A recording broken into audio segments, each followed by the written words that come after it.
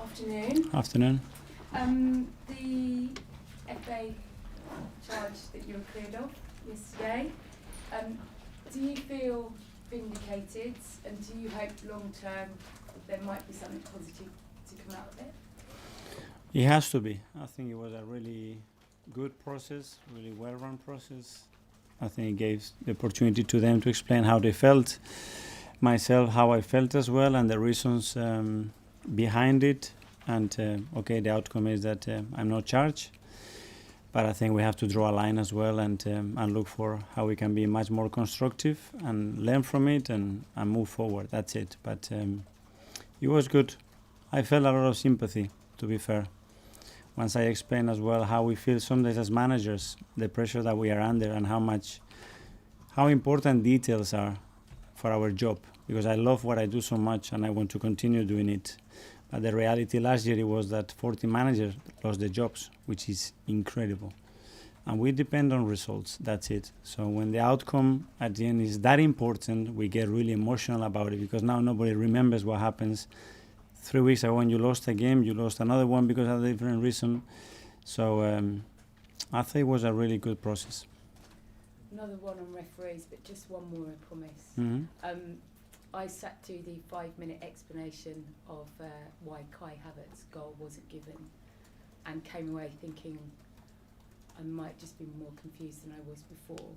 Are you satisfied, because you weren't at the time, that they got the outcome right, even if the rule doesn't seem to necessarily be working? The handballs, anything that happens in the box has to be clear, and unfortunately even today it's very difficult to understand what it is, because there's so many things that can happen. But we are in the direction to resolve that. I think we are all very eager to resolve it in the best possible way, and I'm positive that it will happen. Sorry, I did say one more about the ref, but I forgot another one, because there will be a little bit of history on the 23rd, and when Rebecca Welsh becomes the first female to referee. I wondered what your reaction to it is, kind of, I guess, the diversity, the impact of it, the history making, what she might bring differently. I think it's a great news. Wish Rebecca all the best in this new experience. I think the feedback is going to be really positive. I think what women's football is on, and the diversity that we have now is incredibly positive for the league, and I think it's something that was needed. It feels like a long time ago, but it was obviously a defeat last time out at Villa. But what we've seen from your side this season is that when you have, on the rare occasions, lost, you've come back well. It's 6, isn't it, wins since that Newcastle. What is it about your side this year, and that kind of must give you quite a lot of confidence going into the weekends? That we will try. We will try to play our best, and we love winning, and the team is desperate to do anything that it takes to win games. And we showed that. We showed that against Aston Villa, which in my opinion, again, we were the better team and we should have won the game. And we will try against Brighton, which they're going to make life very difficult for us, for sure. I wanted to ask you about Brighton. Last 3 visits to them, they've won. What is it about that team that makes them so hard to beat? They are a really good side. It's true that last year when we had the game under control is when we conceded the goal, and then the game completely broke up, and we struggled, especially in the last 15 minutes of the game. So we're going to have to play better and be very efficient, which is key against them. Dr. Nita from the Premier League. Hi, Mikel. Hi. Can I get team news, please? Any updates? Is Martinelli feeling better? Martinelli's feeling good. So will he be in contention? Yeah. We had no other news apart from Mo. Mo had to be subbed because he felt something in his hamstring. We did a scan and it doesn't look too serious, so he's going to be with us, I think, very soon, which is good news as well. You repeatedly tell us about the standards of this club and that every game is a must-win game for Arsenal, but given that it's Liverpool next and they are above you in the table, just how much more important is a win against Aston Villa tonight? Or something Against Brighton. It's okay. Last time. Like every week, at the end we have to play against every team, and obviously the schedule is what it is right now, but we have 2 big games coming up, and then we have as well the 28th and the 31st. So this period is vital around this moment in the year, and we'll try to win every game, that's for sure. And then just finally, what have you made of Brighton's start to the season? They're ninth in the table and 10 points behind Arsenal at the moment. I think they've been really good. I think they have taken another level. They're playing European football. They've been really successful. You could see last night against what they did. They've done that after selling players, after a lot of injuries. So huge credit for them, for Roberto coaching the staff, the club, what they're doing, because it's really impressive. Thank you. Thanks, Dan. Mikel, hello. In the FA report, it said that you met managers and officials 2 days before the Newcastle game, and you presented some ideas. Can you just explain to us, and I think fans will be really interested to hear your ideas about what you want to improve the process going forward as a manager? Those are private meetings that I cannot explain what we discussed in there. I'm sorry. Okay. This may be very simplistic, but it also said that Joe Willock said that the ball was out of play.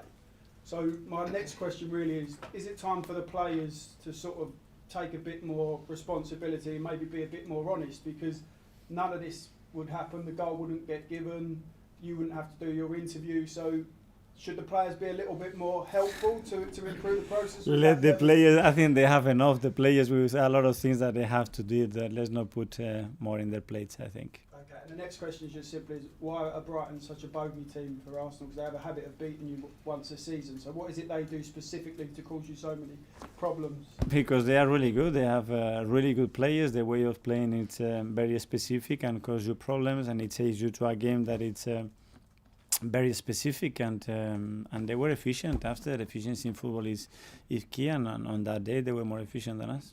Thank you. Yeah, talk to Hi, I hope you're well. Yes. Good.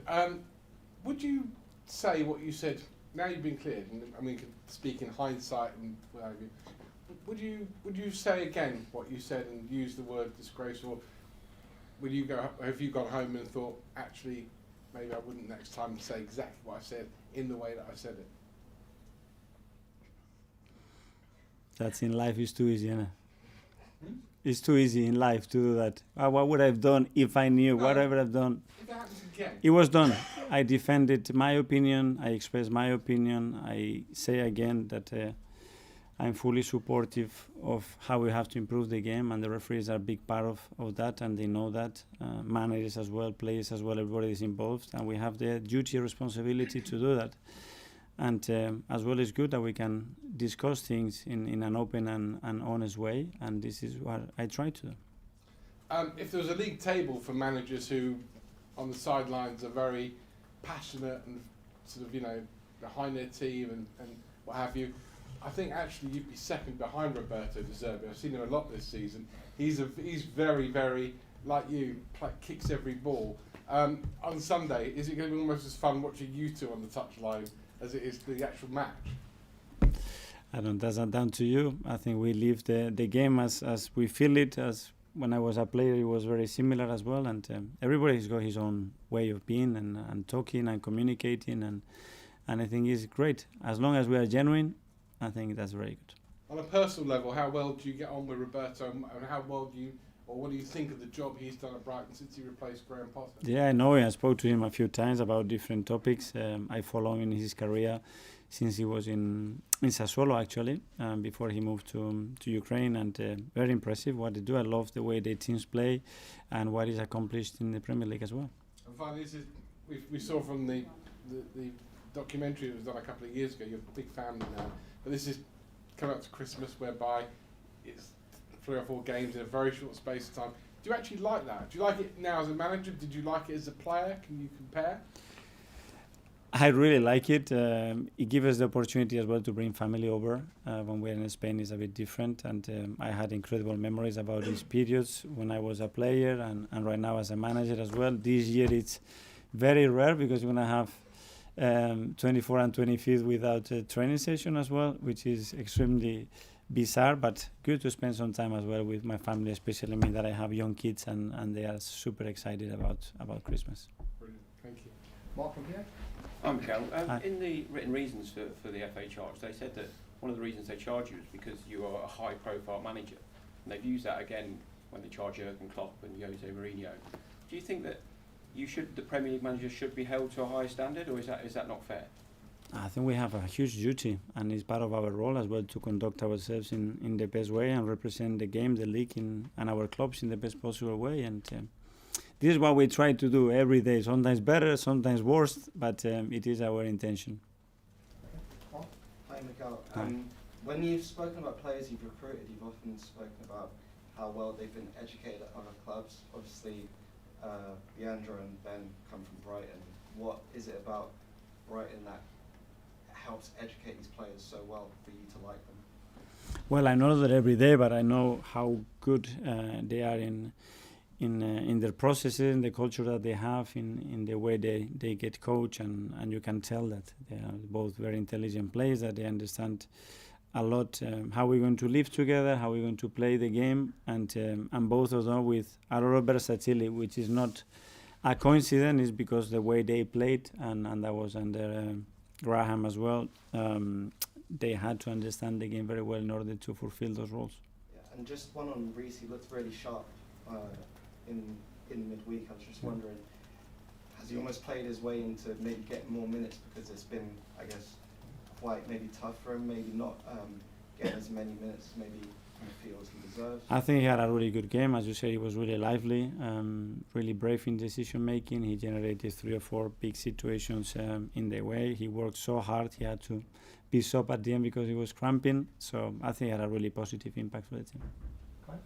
Miguel, the last season's game against Brighton at home, I know you didn't officially lose the title that day, but it was more or less the day when the title hopes came to an end. Does that provide, I guess, more of an opportunity or motivation to get revenge going into this game? Is that an extra game? Yeah, it was a tough day, to be fair, and losing at home, and the way we did it at the end with the last goals that we conceded, it was painful as well. It was like the dream was almost over, not mathematically, but a big part of it. And I recall it like a really tough day. Will you say that to the players? Will you be like, this is what happened, let's use it? They know, they felt it, so they know. Okay, we'll go to James finally on the last section. Just from the conversations you've had with PGMOL, do you sense they recognise the need to improve? It's not about them, it's we, that we want to do the game better, it's how can we improve from the touchline to make life easier from the player side, from their side, technology-wise, the clubs as well. It's all about us. We are all in this together. It's not about separate people trying to do their bits. It's not going to work. We have to do it together. One solution that's been suggested sort of publicly is trying to get more ex-players involved in officiating and refereeing. Do you think that's something that the game should encourage? Would it help? I don't know if that's the solution. I think that's they have to find solution. We have to try to support with other ideas that we have put in the table and try to move the game constantly forward.